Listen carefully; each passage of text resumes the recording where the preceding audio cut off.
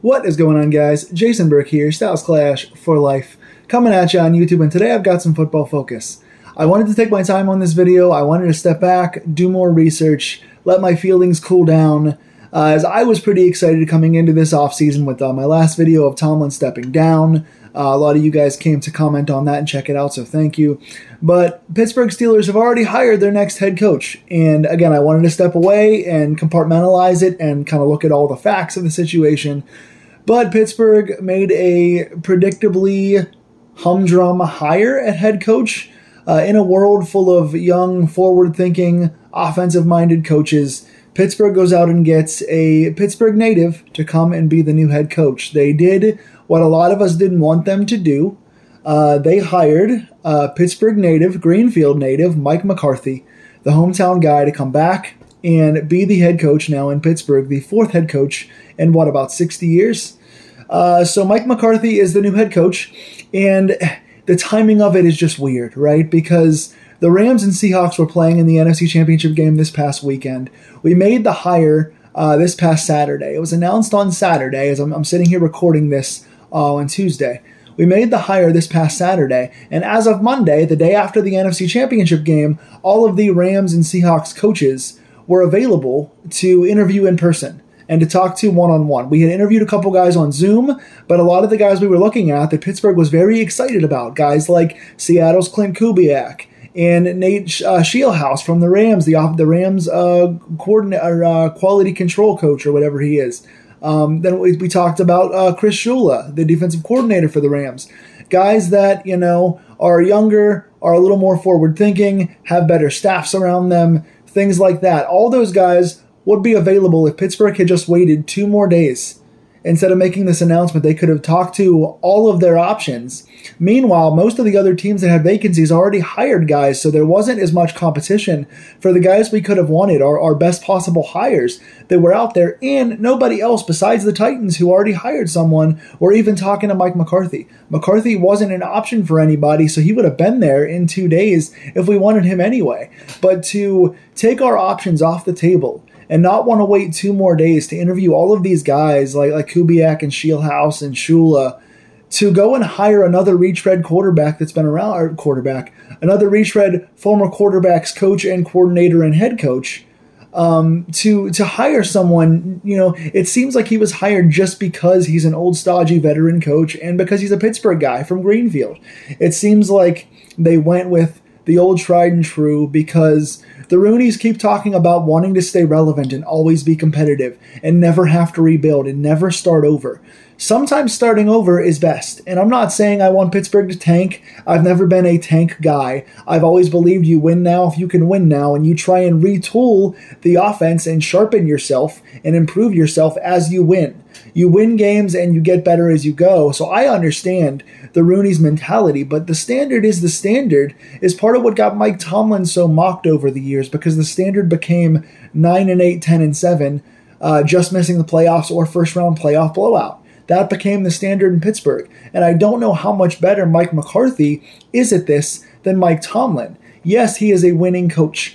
I'll go over his stats and his records and his jobs here in a second, but it feels at most like a linear move. It feels like a linear move from Mike Tomlin to Mike McCarthy. It feels like Mike McCarthy is Mike Tomlin light, and at least Mike Tomlin is the devil you know versus the devil you don't. With McCarthy being here in the system, it just seems like you have kind of the same regular season winning coach, and you don't even know if you're going to get yourself back to the playoffs with this new person here that you don't know how he works with your team.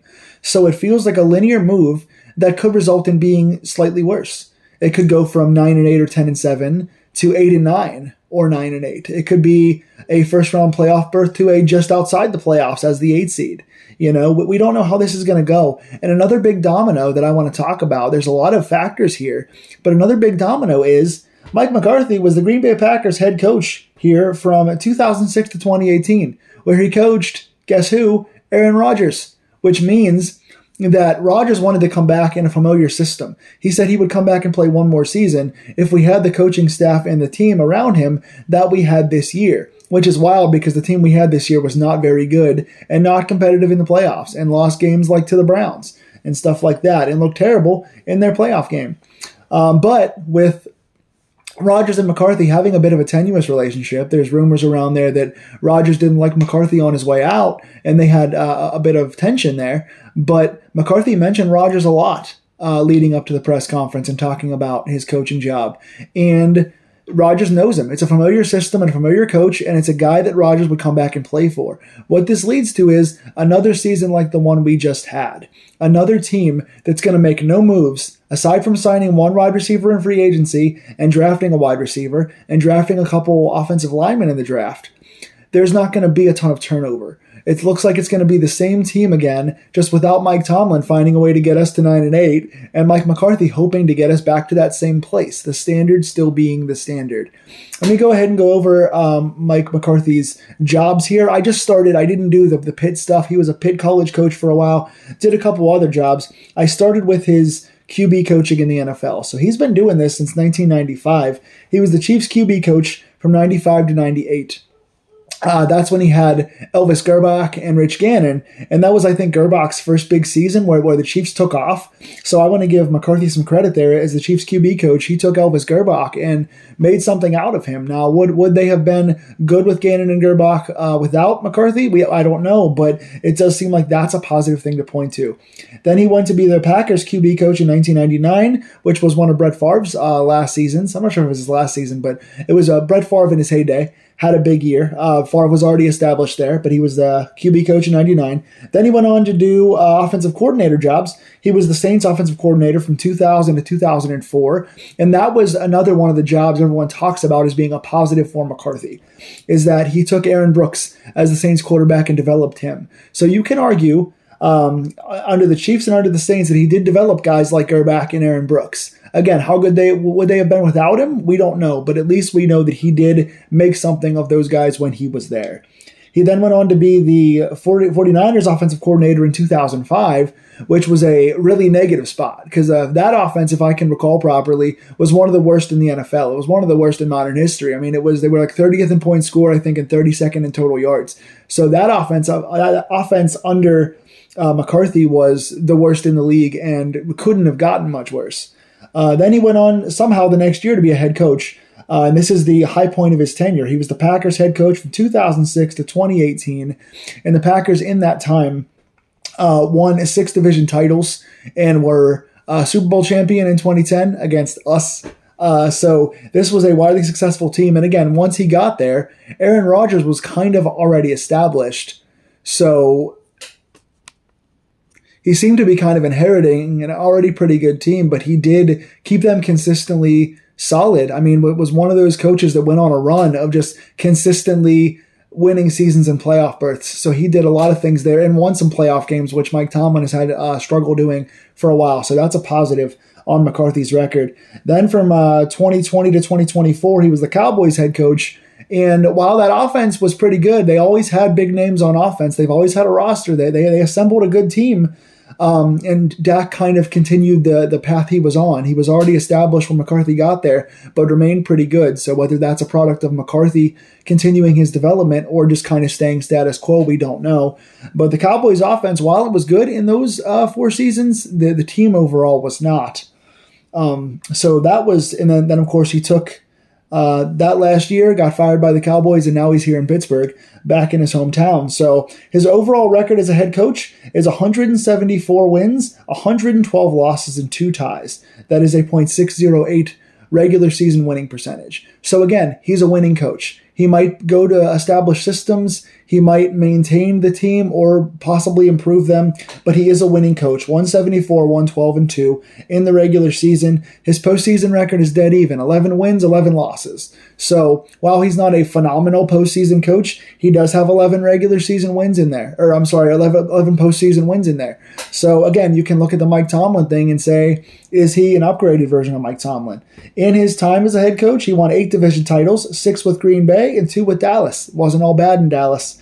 1 Super Bowl championship with Green Bay in 2010. Again, that was against us with Aaron Rodgers. So Those are Mike McCarthy's stats. There's a lot of good and a lot of bad to look at. Again, when you look at the bad, you look at some of those Dallas seasons, you look at the overall Saints team, you look at that 05 49ers run. But if you look at the positives, you look at him working with the quarterbacks in KC, working with the quarterback in New Orleans, being the Packers head coach for 12 years and being wildly successful there, having some good seasons in Dallas. He is apparently, considered to be a quarterback guy, which there's not as much evidence to that as you would think, but there is some. There is some precedent for it. And, we need to see now what this team is going to be. I don't want this to be another retread season. I think bringing in a new coach that's familiar with Aaron Rodgers is just to bring Rodgers back. And like I said, happen to add one veteran receiver and one rookie in the draft, and then bring a few offensive linemen in, re-sign a couple of guys, lose a couple guys, and basically have the same exact offense we had this year and hope that McCarthy can bring more out of it than Tomlin did, just for Rodgers to go on and retire next season and for us to try and start over again with another year of Will Howard on the bench, another year of not trying a quarterback in this draft. And I know this draft is not the quarterback draft. The last couple of years have not been the good quarterback draft. But we have to try something. And at this point, I want new blood. Just like I wanted new head coaches, I want new coordinators, which we're going to get. But here's another thing about the coordinators. Mike McCarthy is already bringing in guys that he has had ties with in his past, and they're not the kind of guys that I would like here. We're talking about the Raiders defensive coordinator. We're talking about the tight ends coach from the Cowboys. We're just talking about guys that have not been recently successful, and their work with McCarthy has not inspired me. So much like this coaching hire, while it makes sense for the local ties and the winning percentage, it feels like at best a linear move with some more variables in there. These coaching moves, if McCarthy brings in his guys, these hires are not inspiring me. They are linear moves of veteran guys that have had ups and downs that doesn't feel like a fresh start in Pittsburgh. We all wanted a fresh start because we are tired of the 9-8, 10-7 first round blowouts every year, and none of these moves are inspiring any kind of change in the system. It worries me that we're going to get another year of Rodgers with the same team, trying to get by, trying to get to 9 or 10 wins, and then Rodgers retires and we start over. And by then, again, it's another year of Howard on the bench. So at this point, I just want a fresh start. I want to look at potentially those guys that are still out there. Let's see if we can lure Clint Kubiak over here as offensive coordinator. Let's see if we can lure either Brian Flores or Chris Shula over here as defensive coordinator. Let's see if we can look at Nate Scheelhaus as either an OC or a QB coach, something like that. Let's see if we could bring in a Big Ben as a quarterback coach possibly.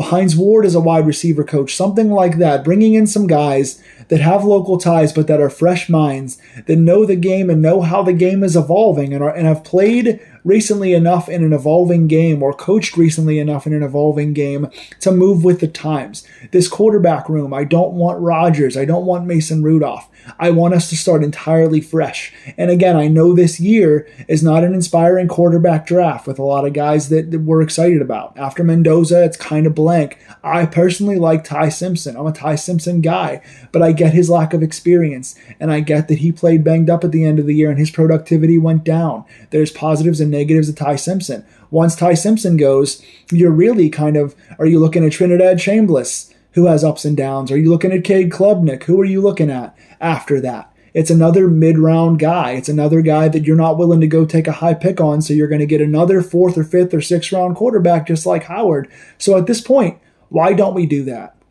Because signing another aging veteran that just got cut, like a Kyler Murray, guys that are often hurt, guys that aren't evolving, why not just sign a Malik Willis, who's young and athletic and shown improvement in the last 2 years? Sign Willis, draft one of these mid-round quarterbacks, and you have Howard. And now all of a sudden you have the rookie, you have Howard, who's essentially a rookie after not practicing most of the year, and Malik Willis, who's only had a couple games in the NFL, and he looked pretty good in the last 2 seasons, in preseason and these 2 regular season games filling in for the Packers. Bring in those 3 guys in those recent QB classes, and while nothing jumps out at you as being a star, you have 3 young, fresh guys who are working with new coaches who have a chance to inspire change. even if that means we go 4-13 for whatever the 4 wins, 5 wins, whatever. I don't want to tank. I don't want to lose. But if it takes a losing season for us to see what we have in the cupboard and try new, fresh, inventive options, then we get the chance to see what else is out there. I would rather take a chance on some new minds as quarterbacks, coaches, as coordinators, and as quarterbacks and see it fail, but at least try a bunch of new things and put a bunch of new guys out there and have a bad season and now get a chance to draft higher the year after than for us to just have another riding the line 9-8 first-round playoff season. I'm sick of the status quo. The standard is not the standard I want anymore.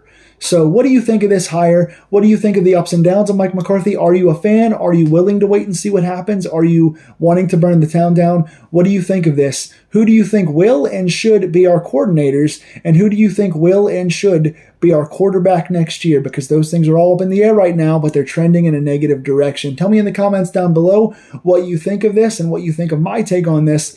And I'll be bringing you guys plenty more things as we get our coordinators and we get our roster set. Coming up, I'm doing free agency videos. I'm doing our re-signings. I'm doing our draft picks. I'm doing all the things for Pittsburgh Steelers offseason. So I will see you guys soon. Let's hope for the best.